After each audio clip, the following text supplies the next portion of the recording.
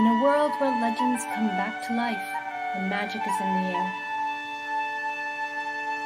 we gather around to listen and delve deep into the lore. This is Unlocking Lore.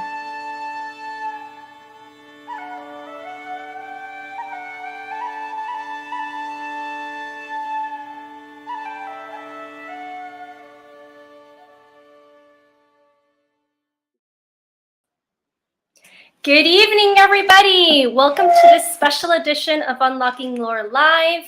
I am your host, Maria. We got something very special tonight. I got a special guest. We have been trying to get schedules together for quite some time, actually. Thankfully, today is the day where we can finally see each other, talk about story. He is also a storyteller, but in a different line. As you guys know, storytelling is a very broad, a broad sense, has a broad sense. So let me just say hello to my good Sam Samathai, who has his tea ready, and I'm ready to go. I hope you're going to have a good day, Sam. Nothing like starting off a Friday morning with a good story. And we have our good friend also, the Dunadan. Thank you so much for coming. You know, you guys are always so awesome, supporting small content creators like myself and independent artists like my guest who's also going to be here. And well, anyway, all the stuff that you can see down in the description below, that's where you can all get the good stuff. As you guys know, I am still not monetized. I'm far from being monetized. So if you guys feel like you want to help me out, you want to send me a tip, buy me a cup of coffee, something like that, you could go check out my pin message right there with the extreme elements. And every little bit helps in the artistic world. And we have the dreaming Tabitha. Thank you so much. And Mrs. R2 is here. Awesome. I hope you guys are ready. Without further ado, I would like to introduce my guest. I would like to introduce everybody to Zack Leary. Zack is an actor, a voice actor mainly, writer from what we have been discussing. But you know what? I'm just going to let you introduce yourself, Zack, because you're best at it. Well, it's great to be here. I'm really intrigued by the concept of your channel. Hello, everybody. Hope everyone's doing well. Yeah, I like the term storyteller. I think that fits me pretty well. Awesome. I put down also in the description right below us all the things where you can find Zack if you guys want to go check out his stuff. He also has a podcast. Just a second, I'm opening up there he is. Okay, so you can find him in the Twitter at Real Zachary. You could go check out there. He's a writer, producer, podcaster. He does have his YouTube channel, okay? And he's larger than I am. Come on. Officially launched like 2 months ago, the YouTube. And you already have so many followers. Don't think I haven't been looking. I've been lurking through your stuff. Yeah, it's doing all right.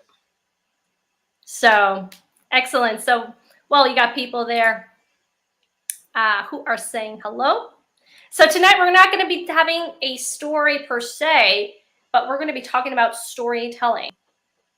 So we are in different types of storytelling, but in the end, we do tell a story, and that's what people love. But Zack, why don't you tell everybody how you tell your stories out there?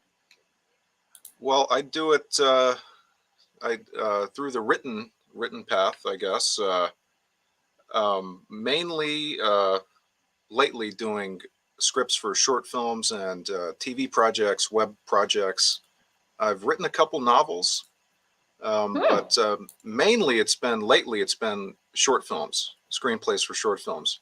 So somebody will reach out to me and offer me a job and say, hey, this is our idea. Do you want to write this for us? and that's kind of how it has been going lately. So Mm, a lot of fun. We've got one filming in Tennessee right now, which is super exciting. A really great guy named Shay is working on this film, so I'm excited about it. Wraps tomorrow, I think. Last day of filming tomorrow. nice. Very nice.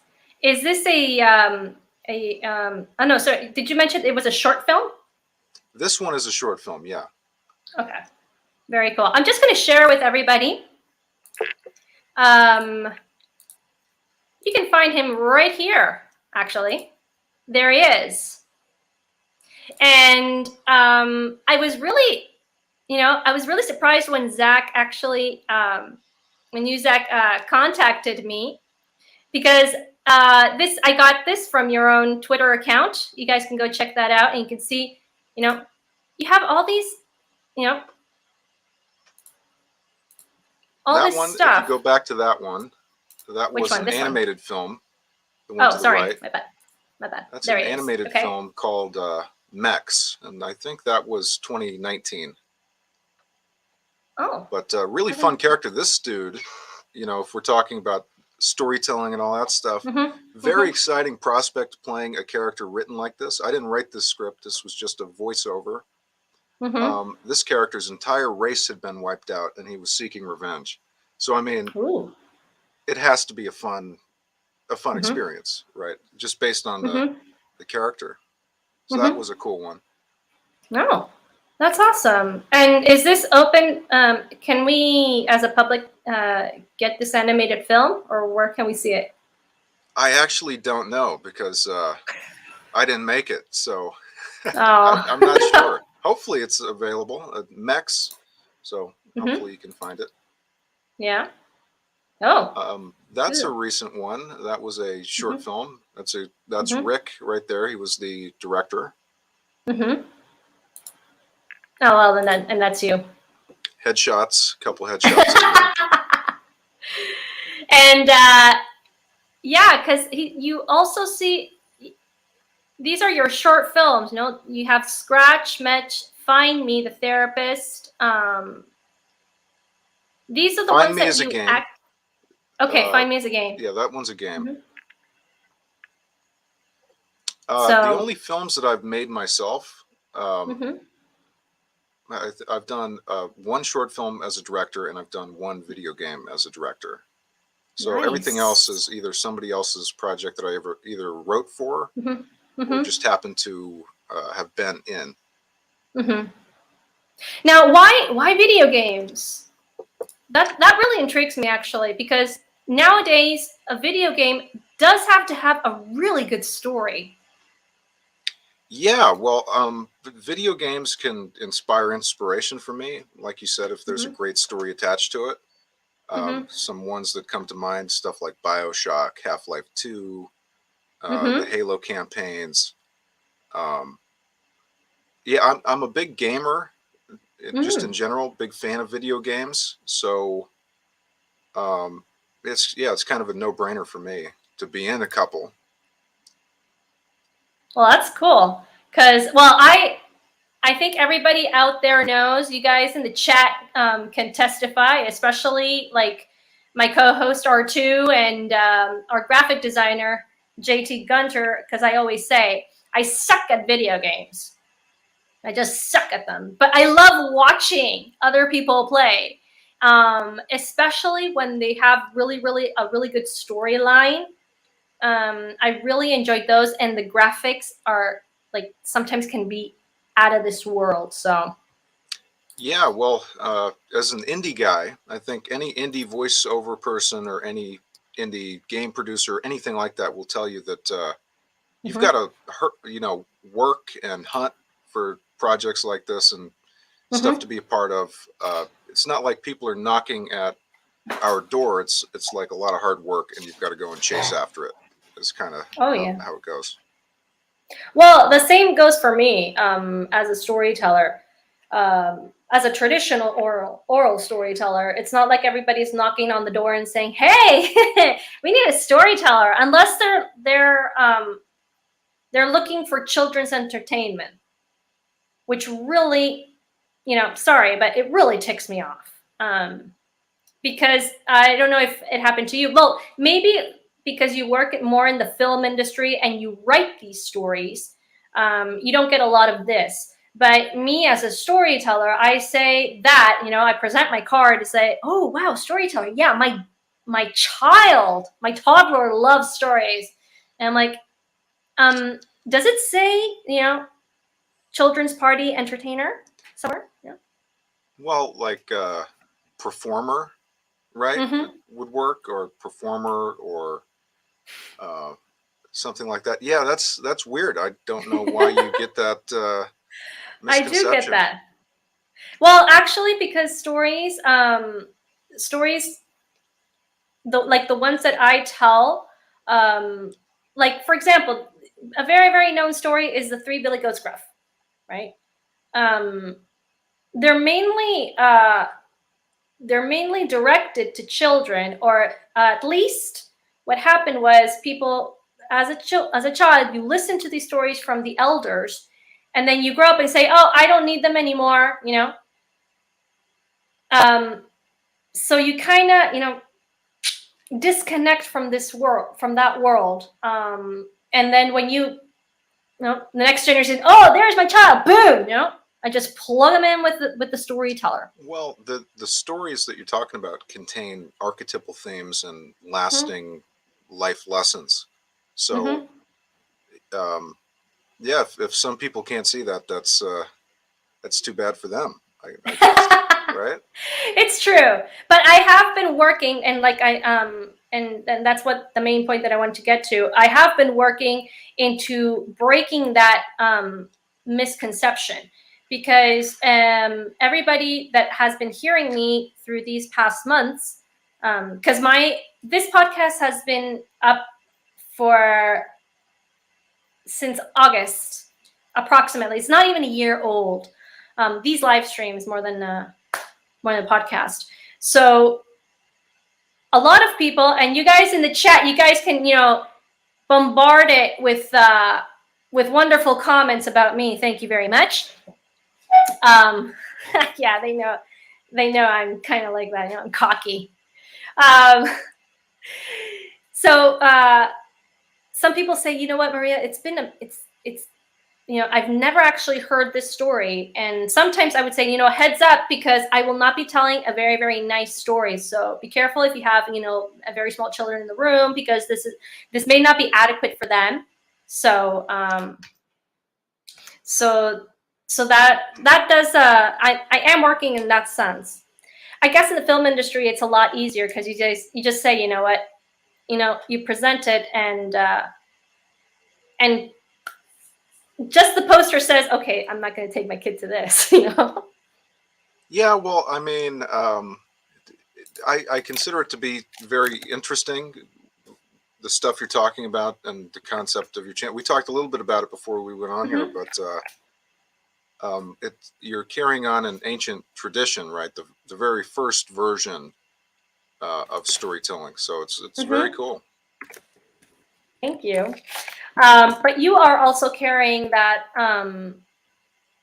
through your line of storytelling, because obviously, if you don't have a good story, people are just not going to get in touch. And that's really interesting, because these ancient traditional tales have this archetype, like the hero's journey, Yep. but it's still embedded um, into the new films and into the new stories Yeah, that we have nowadays.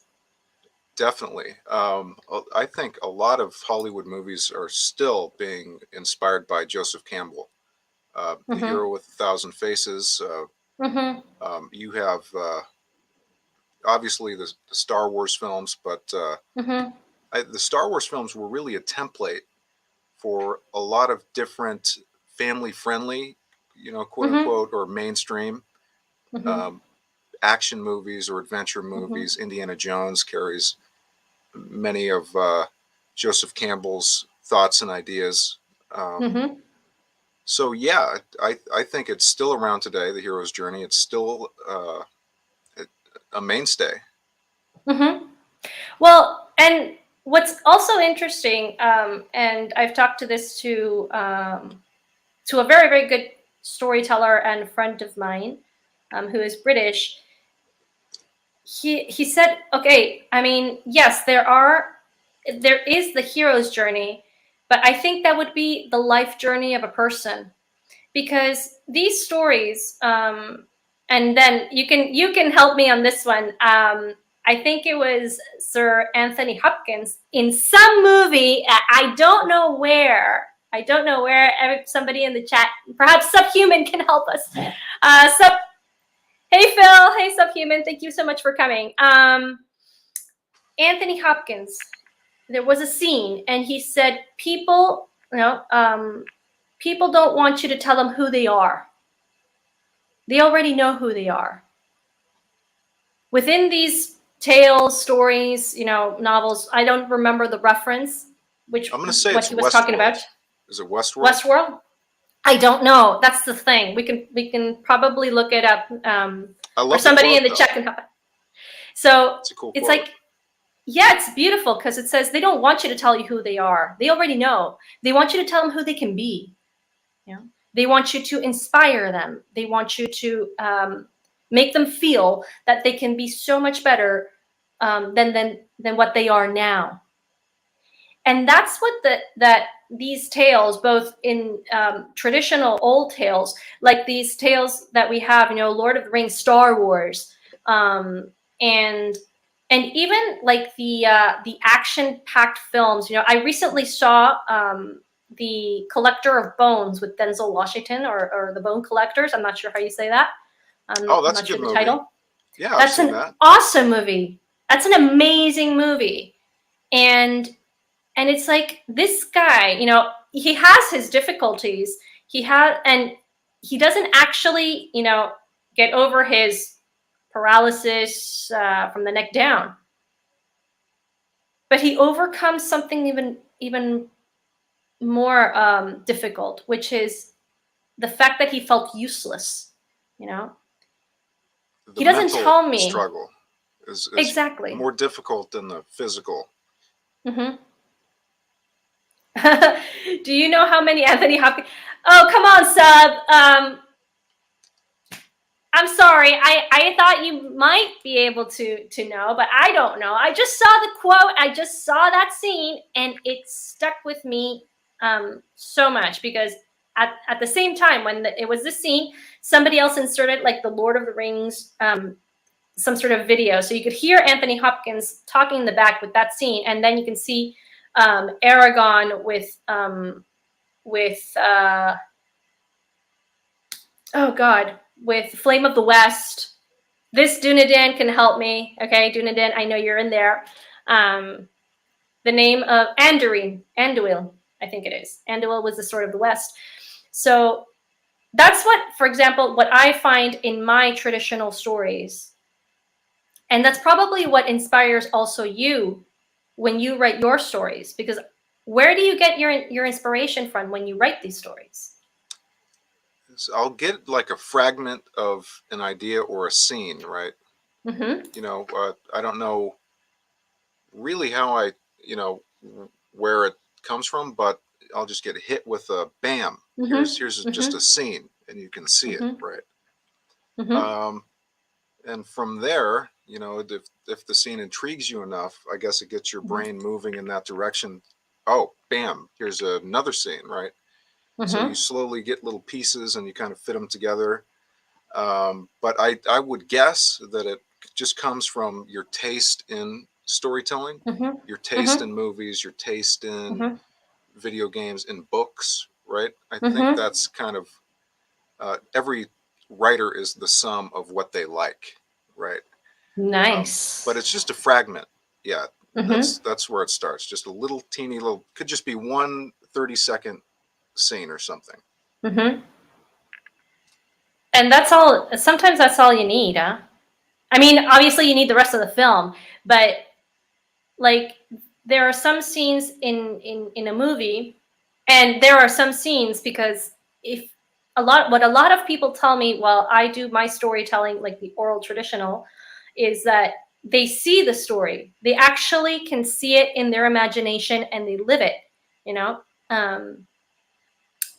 And sometimes there are parts that are that have so much impact that boom, it's like, I remember this scene.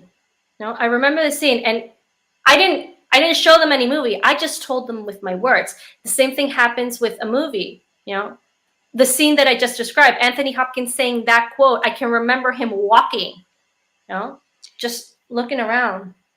Well, in a movie, I think people are left with an impression of the scene, Mm-hmm. right? They remember Mm-hmm. maybe certain moments and stuff. Mm-hmm. And they go back and it's like, if I bet if somebody went back and watched your video, they would suddenly have a slightly different version of that picture they're seeing, right?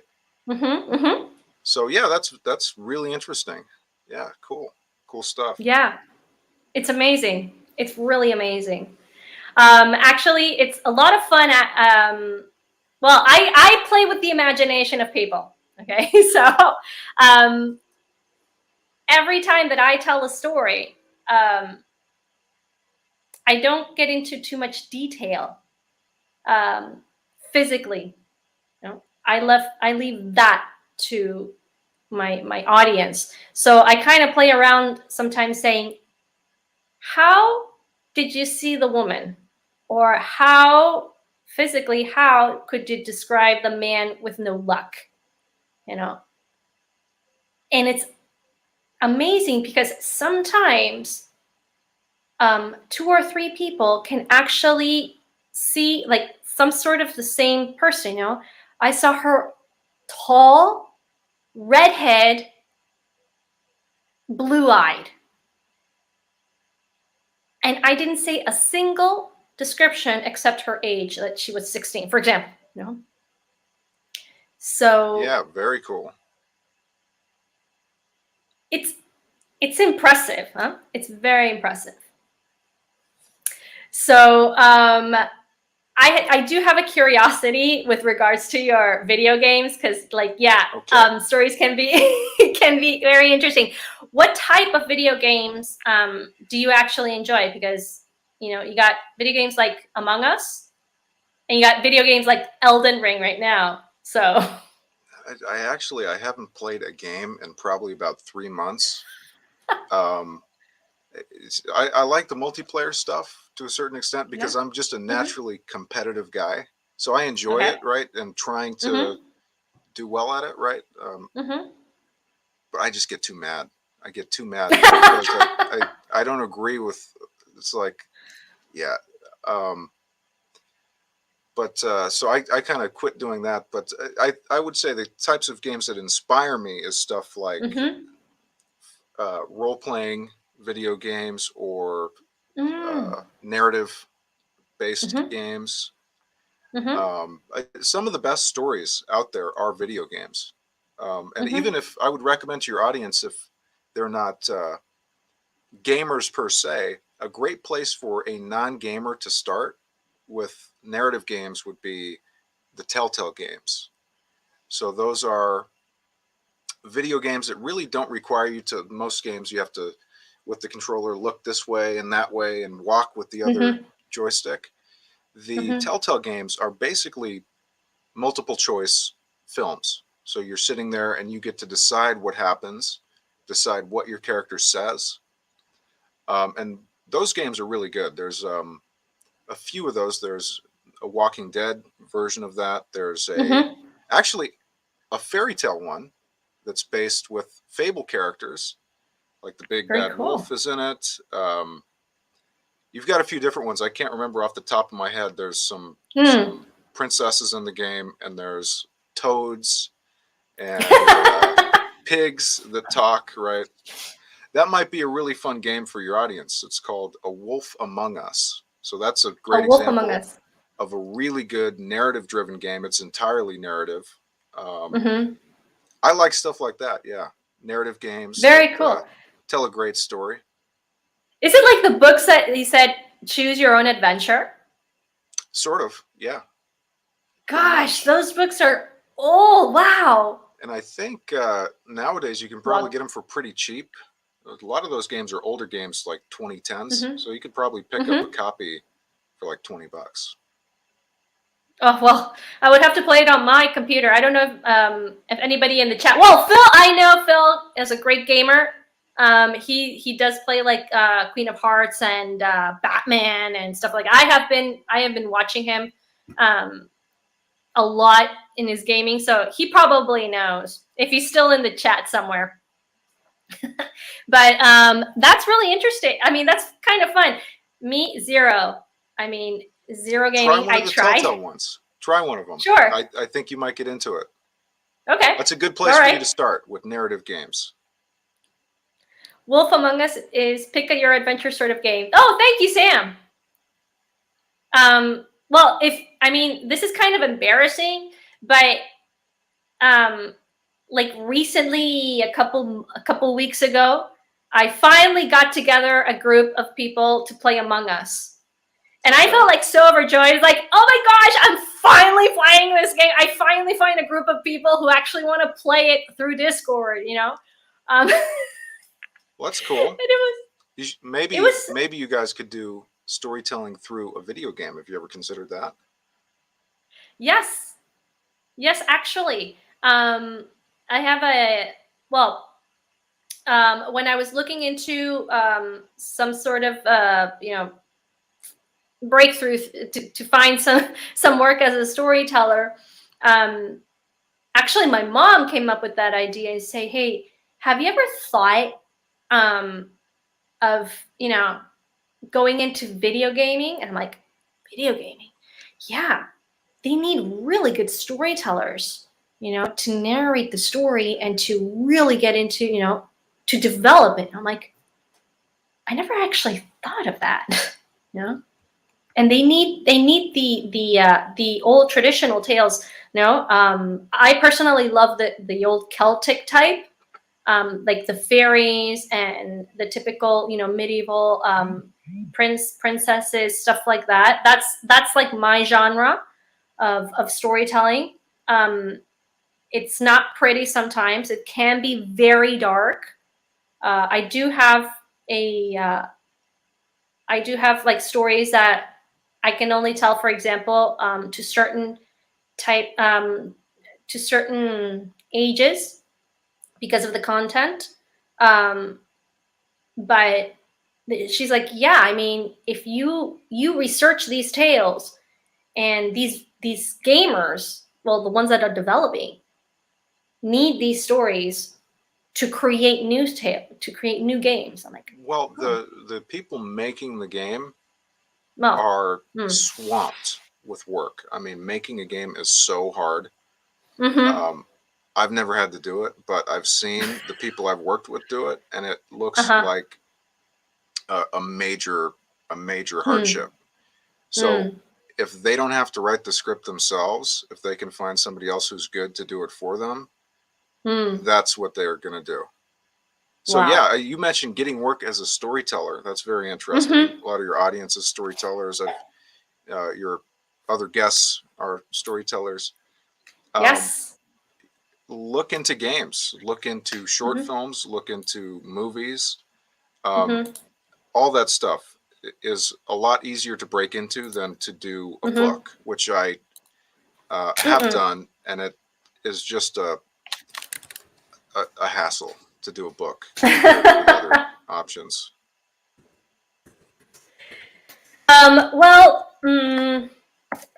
Actually, writing a book is not really into my personally, like in my area of expertise, because like I mentioned before, I don't invent these stories.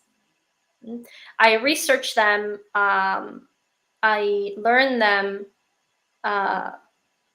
They are embedded in me, because sometimes I hear stories, but they don't stick.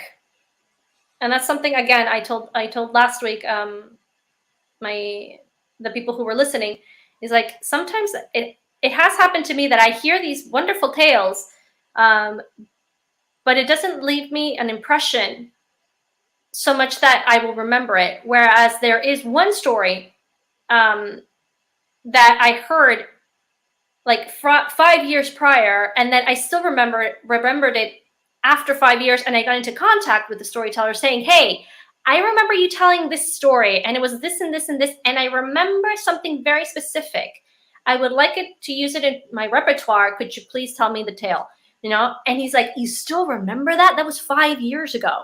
I'm like, yeah, it was so good. And it really called me that I remember it. I mean, I don't remember the whole thing. I just remember like impressions, but it's there. Well, you know, we talked a little bit about before we went on here too, the similarity between stand-up comedy and oral storytelling. Stand-up comedy is a form of that, and people will remember great jokes 10 years later. Yeah. It's true. Yeah. Well, how do you see, well, let me ask you a question. How do you see Sure. the concept of oral storytelling today, like nowadays? Because you have, I think, podcasts are the preeminent, perhaps, stand-up comedy, and maybe public speaking, and what you're doing, and maybe improv. Would you throw improv in there? Well, there is a little bit of improvisation within the storytelling like tradition. Storytelling per se, like the one that I do, is it's reviving.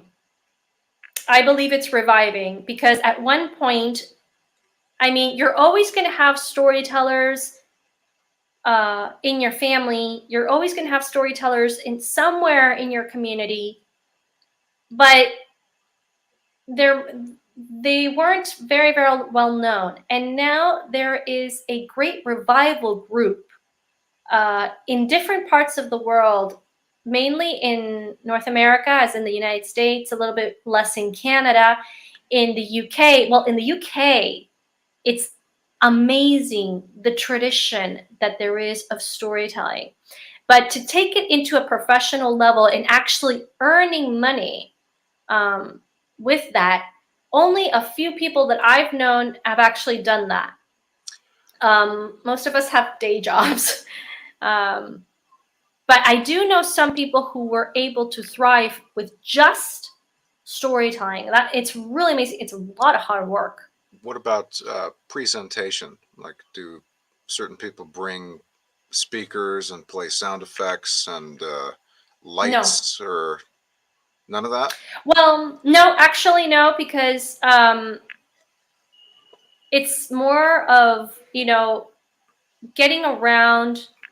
You could almost say getting around the fireplace. It's a very intimate situation, actually, storytelling. And if you ask me to choose between a huge scenario with thousands of people listening to my story, or a intimate situation in which you only have like 20 people around a cozy fireplace to tell stories, I would choose the latter because it's a more personal connection. And that's where storytelling, that's where the magic is, actually. And that's something that, for example, in a huge theater, you may not get. I know storytellers who do that, who go on a big scenario and they have the lights, no sound effects, no anything, unless they do their own sound effects, like they open the door. Okay, gotcha. Something like that.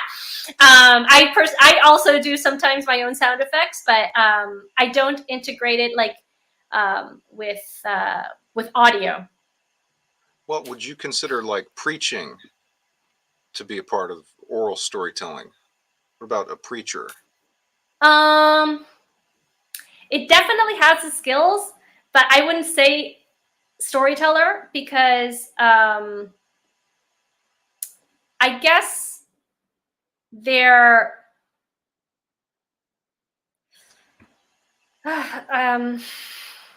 goals are different. I would say there's definitely like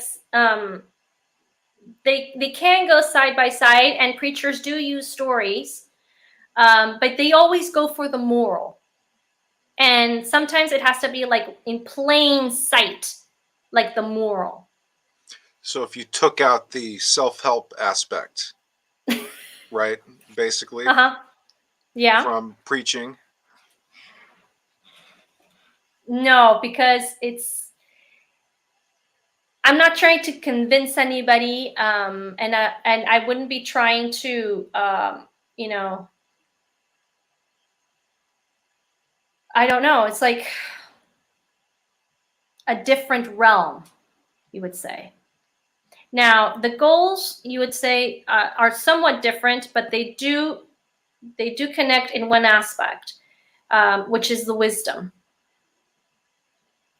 Yes, preaching isn't typically for entertainment, would say Dreaming Tabitha, but sometimes storytelling, when you pass on the wisdom from generations past, for example, from if you pass on family stories that come by, you know, generation after generation, that wouldn't be considered either entertainment. It is storytelling, and you're passing on an oral tradition.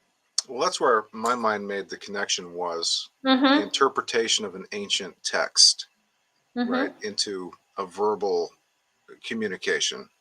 Mm-hmm. No, I'm really curious about the whole concept. Mm-hmm. So comedy, Mm-hmm. preach. So just not, I'm not saying the same thing, but Mm-hmm. perhaps spin-offs, right? Mm-hmm. Stand-up comedy, podcasting. Yeah. Mm-hmm. Um, what about like motivational speakers? Do they have any sort of connection? Well, here's the thing. Like I said, all of these do share skills. You have to have a feel for the audience, definitely, like a TED Talk, something like that, right? Sure. You have to have a feel for the audience. You definitely have to have a presence, no, a stage presence, you could say. You have to, you got to stand your ground. But here's the thing. As a storyteller, I don't want them to see me. I want them to see the story. Motivational speakers, they want to stand out. They want to help people, obviously, but they're more reluctant to, you know, disappear. And they use like their life story, and they use their vibrant, you know, voices and things like that. So I wouldn't say that they do share skills, just like stand-up comedy, okay? But a storyteller is it's more like that. I am the envelope. I am the vessel for something different. And I don't want you to see me. And it's really amazing when, I don't know if you've ever experienced this. It's really amazing when people are listening to you and their look is actually vacant. I have experienced this. Their looks are beyond you. They're not looking at you. They're looking at you. They're seeing you, but they're not really looking at you. Why? Because they have entered into their imagination.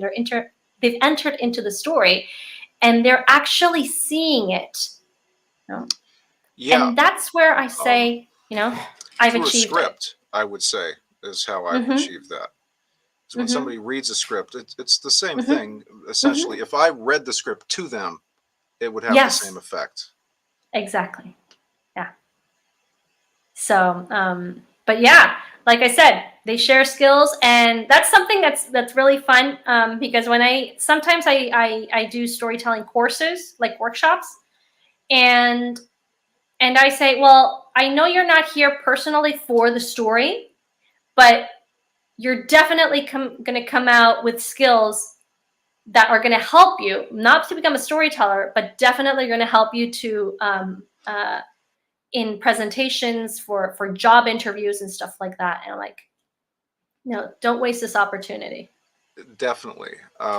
Yeah, it's interesting how a skill can transfer, Mm-hmm. right? Yeah, that's a really important like life lesson, right? You try one thing and you say, "Oh, I can use this over here." Mm-hmm. Yeah, definitely. Exactly. And I have another question. I don't know if anybody in the chat has any questions for my guests, but I do have a question. What would be your favorite genre of movies?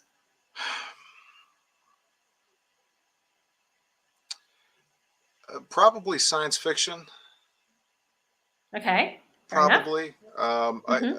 I I like everything just about, right? Aside from like romantic comedies. Yeah. Um, Oh, you don't like romantic comedies? Not really, but I like a little bit of everything. But Uh-huh. generally speaking, I like something that's got a little bit of grit to it, and that's Nice. not afraid to make bold choices. Oh, good. I like Very a happy cool. ending though in my Oh, stories. I am a fan of a happy ending, but there's got to be a cost to get there. I don't know, but I also mentioned this in the tweet. I finished today the second episode of Daredevil, like the series with Charlie Cox, which, oh man, I love that guy. I really like this actor. Never seen it. You haven't seen this one? Oh, Nope. this one I believe is really good. I've just finished the second episode of the first season. I'm like watching it nice and slowly. Yeah, I hear good things And about it. It's like The Punisher. Everybody loves that too, right? I don't know. I mean, these sure. Marvel No, shows, it's I'm just not into them. this Yeah, is different. This is different because, well, personally, obviously this is my personal opinion. Um, this show shows you a man and his flaws. I mean, he gets his butt whipped, literally, and you see him, you know, um, you see him sagging off, but he keeps getting at it. But you see the weakness in him, and that's what really got me into. In the first episode, he said, "This guy. I mean, I really like this guy because he's not flawless. You see the weakness, you see the passion, um, you see the dark side, but then you see how he also, challenges himself to overcome those things, and it's bold, it's strong, it's cut to the chase. um, oh, I definitely loved it, and I think I really am going to enjoy the whole season. yeah. Well, a multi-dimensional character is super important, right? Mm. Like Mm-hmm. even like Luke Skywalker, who is this fantastical character, Mm-hmm. Mm-hmm. still has problems. Still has um, going against his training and kind of Mm-hmm. being a rogue in that sense. He's going Mm-hmm. against the Mm-hmm. wishes of his master. He Mm-hmm. has temptation, facing anger. So even if you have a badass great character, you still have to give them Mm-hmm. some vulnerable points. Mm-hmm. Rogue Disney from Tom, who's in Florida, who does some park hopping, is driving home. Drive safely, Tom, please. We want you home in one piece. And Dreaming Tabitha remembers one line from a story that I told months ago, which is be bold, but not too bold. Remember, I have my Teespring store, Tabitha. You said that you would maybe get, yourself a t-shirt if it had, the be bold, no, but not too bold, lest your heart's blood run cold. So it's up there. Yeah. Um, excellent. I was actually thinking that he must like things like, like dark movies, because of what of the videos and the short films that you've been working on. It's like he must like something like, like Labyrinth, stuff like that. To me, that's super light. Labyrinth. Yeah, Wow. the Okay. David Bowie movie. Yeah. Super light. Okay. Whoa. Okay, well, I think, well, I don't know. You see it yourself, but I think you should give Daredevil at least like a chance for Sure. like one episode. Perhaps you may like it because I am really picky of my series because I really don't have time to watch them. I did binge watch the whole entire Boba Fett series, and I'm like okay, fine. I already saw it.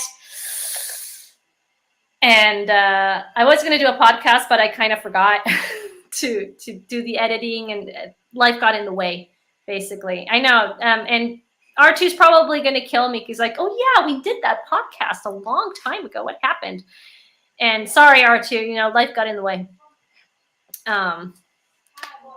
But you know, for example, like the Book of Boba had its good moments, but the story was pretty weak. Totally agree. Mm-hmm, Yeah, in I my think taste. they kind of botched it, to be honest with you. Some good, really cool elements and stuff, but Mm-hmm. yeah, I was disappointed too. Yeah, I Mm. thought it kind of fell flat. Mm-hmm. But anyway, so before we wind this down, I really want to show everybody. If I hope it's We could just do okay with the you. trailer one Yeah. if you wanted to. Okay. Yeah. Um, which one of the trailers? Because I have two. Let's do the Whispers Whisper in the in. Twilight trailer. Okay. All And the other right. one, we can forget about the other one. Ah. Well, if we have time, I'd love to see it. Okay, there it is. So now I am going to share. Okay. So, people in the chat, please let me know if it's choppy, if you guys can hear it. Okay. Here we go.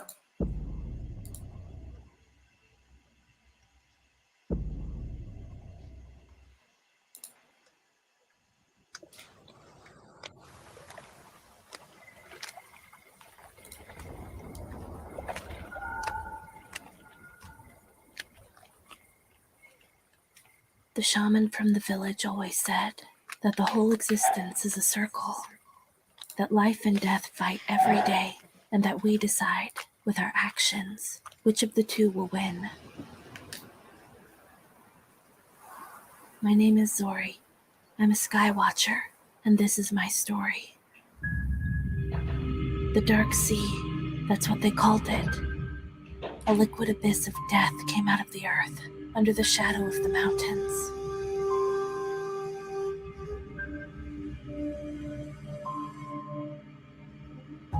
In a few days, the Dark Sea covered the surface of Hippolectrion, draining the sap of the trees and throwing men into a spiral of despair. Only the strongest survived. I was born in those days without hope, and this is the only way of life I know. Yet it wasn't always like this. Hippolectrion, a small moon within the Vermilion Eye system, a gas giant in the constellation Mantis. This is my home. The first settlers lived in peace with each other, dominating the natural elements in harmony. They prospered thanks to the mechanical arcana, mysterious alien devices left on Hippolectrion in ancient times. But the years passed, and descendants of those settlers split into tribes. The river people, with their luminous buildings rising up over the water. The Zaratians, religious fanatics and intricate builders who erected the great city of Zar. And the Sky Watchers, dwellers of the mountains and guardians of the mechanical arcana.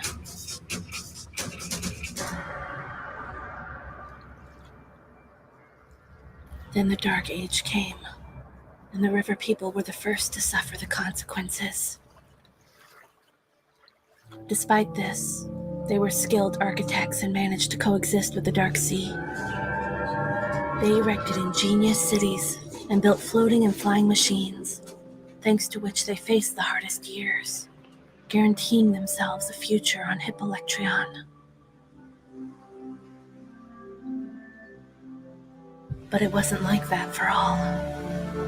In the Middlelands, people who did not belong to any of the 3 tribes were condemned to wander in the vast plains of Hippolectrion without food or water, until their crops and homes rotted and their lands were swallowed by fog. Czar, riding the increasing tide of violence, made his cult prevail and closed the borders by manning the mountains. Later, it dispatched his soldiers in the territories of the other tribes and had women and children kidnapped and had them imprisoned in the cubes. The lack of drinking water was the perfect excuse to foment his people and to interrupt all the trade relations with other tribes. It was then that there was what's now known as the War of the Cults. The Zaratians, masters of technology, unleashed their automated bubbles on the entire moon to capture all those who hadn't converted to the cult of Tsar. And thus a new era of terror began.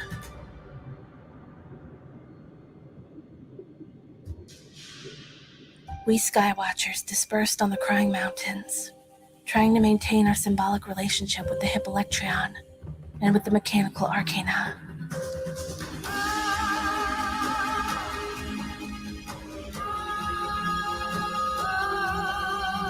It's on these mountains I've learned to whisper in the twilight.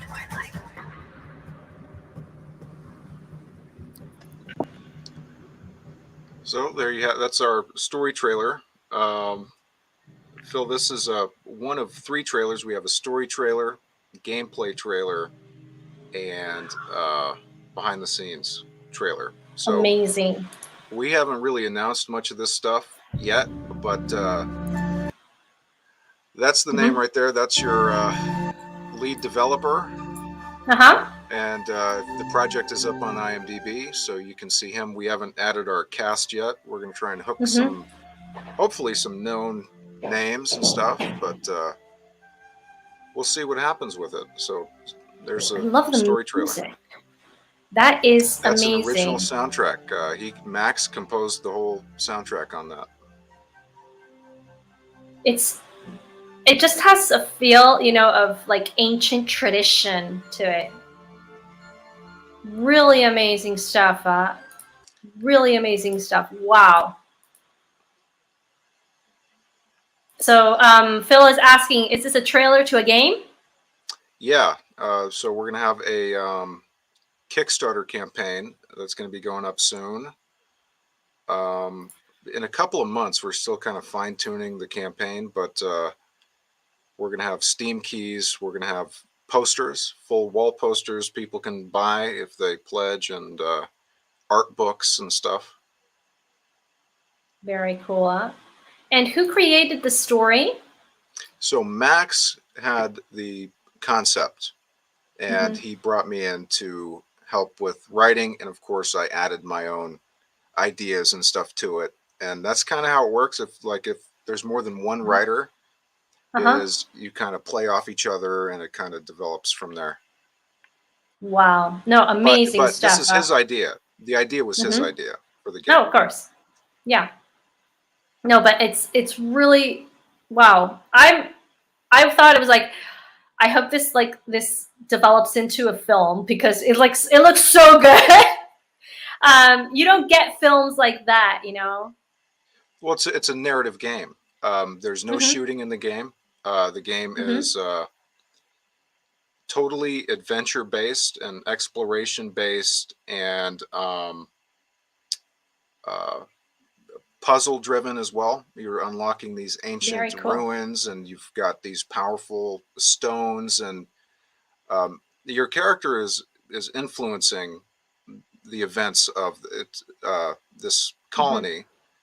But I kind of like that aspect of it too, that there's no shooting. It's totally immersive was the concept. Very cool. Well, you got me immersed in the trailer. At least I can tell you that much. You guys scored. I get really hyped when I feel like there's a taste of the old in there. Yeah. So that was really amazing. Well, your character is the main character is from an ancient tribe, and she is the last of her people. So that's Very where that cool. whole thing comes from. The whole game is tribal, right? And has all that cool stuff in it. Awesome. Well, we got to be winding it down because we are going to go for an hour in this special edition. And I know some people that have to get to work, actually. Others have left us, like the Dunadan. I know it's pretty late for him and he has to get to work tomorrow. But it has been a real pleasure to have you on, Zack. Really, really, thank you so much for coming to this special edition, and I really hope to have you on again. I had a great time at some point, and I'd be happy to be back. Thank you so much, everybody. Thank you so much for coming, Phil. Thank you so much. Also, Dreaming Tabitha. I know that Teresa was on there, kind of lurking inside, and she said something very important, which is, guys, remember to like, share, subscribe, both to my channel and to Zack's channel. I know he has a lot of stuff on Star Wars. I have been hearing his takes, and I know Tom has also asked you. Love to hear your thoughts on Dark City. So yeah, I'm aware of it. I have not seen it. Okay, so sorry, Tom. I don't know either. I'm barely starting off Daredevil, and you guys already finished season 3. Most of you, at least many of you. But thank you so much, everybody. I will see you guys next week on Unlocking Lore. Another great story in the works. Hopefully, it'll come out. You guys know you guys are my guinea pigs in a lot of stuff. You guys get to hear the premieres of my news stories in my repertoire. And I hope you guys have a great day. Thank you again, Zack, for coming. My pleasure. And I will see you guys later.